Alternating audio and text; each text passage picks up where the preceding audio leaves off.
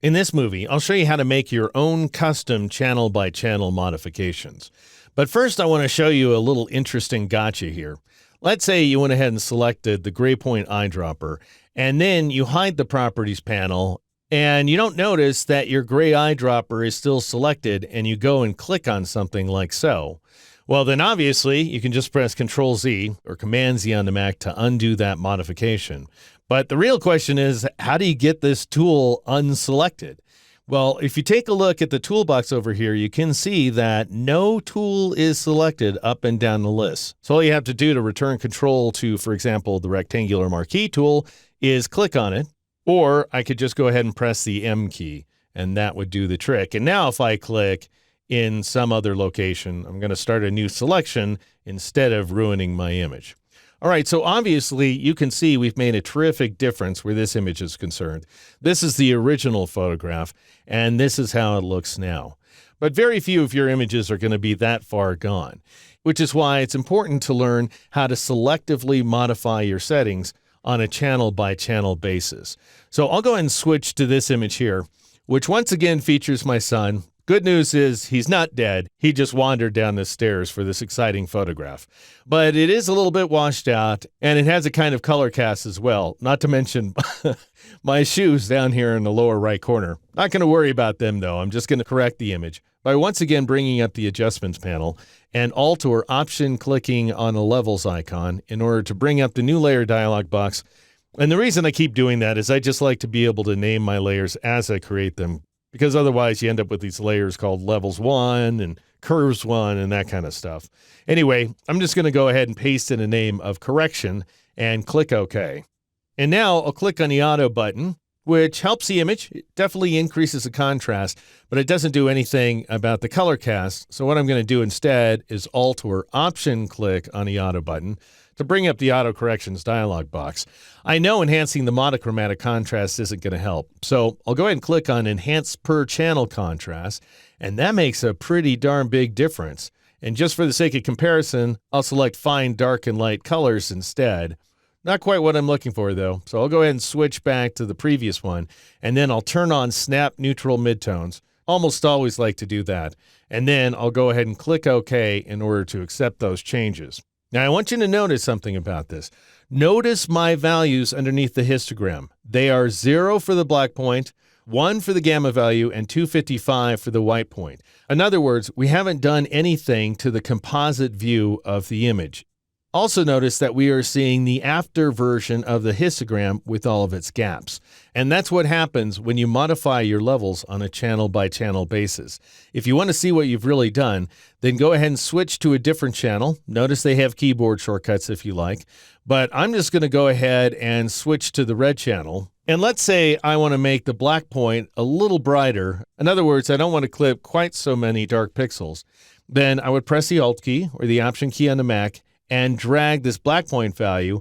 And notice what we're seeing. When you're looking at a specific channel, like red, anything that's black when you're modifying the black point value is getting clipped, and anything that's red is not getting clipped. And so what I want to see is just about no clipping at all, like so. And then if I Alt or Option drag the white point value, anything that's red is getting clipped and anything that's black is not getting clipped. So we're seeing the opposite effect here.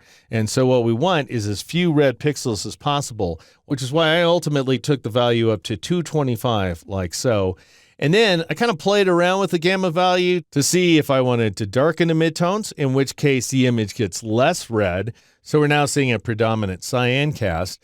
If I drag the other way, I'm going to get more red. And so in the end, I settled on a value of just 1.05, as we're seeing right here.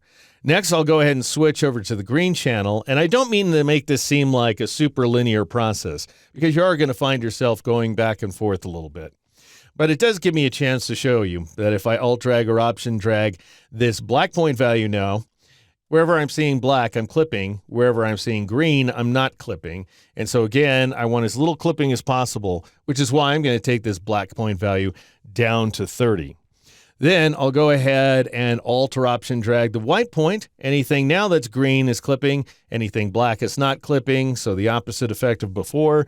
I want as little clipping as possible. I think that's pretty obvious. Notice now that I've started dragging, I can move my cursor out of the way so I can see that value, which I ended up landing at 220.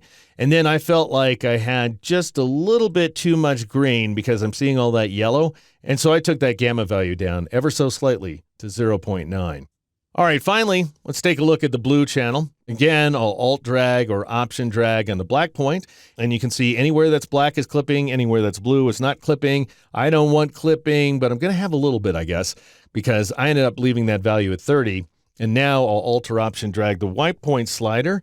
Anywhere I see blue is clipping, anywhere I see black is not clipping. And so I ended up taking this value up to 200. A lot of this, by the way, is subjective. So your view of how this should be corrected might be different than mine. And now it seemed like the image is still a little bit too yellow. And as you may recall, yellow is blue's color complement, meaning that it's essentially its opposite. So if you want to get rid of some of the yellow cast, you want to brighten the blue midtones like so. I don't want to take them quite this far because then the image is starting to look blue. So I just took it up to 1.1. like so, in order to produce this effect. And now I can see the more balanced histogram over here inside the histogram panel, or I can go ahead and return to the RGB view and see that balanced histogram once again represented. Now, if you happen to make more modifications inside the composite view, you're not going to change the histogram inside the properties panel, but you are going to see the modifications occur over here inside the histogram panel. But to my eye, that looks too bright. So I'm just going to go ahead and restore the gamma value to 1 as we're seeing here. And just to give you a sense for what we've been able to accomplish, I'll turn off that correction layer. So this is the original version of the image, not only washed out, but obviously it has a color cast as well. And this is the corrected image, thanks to our ability to customize the level settings on a channel by channel basis here inside Photoshop.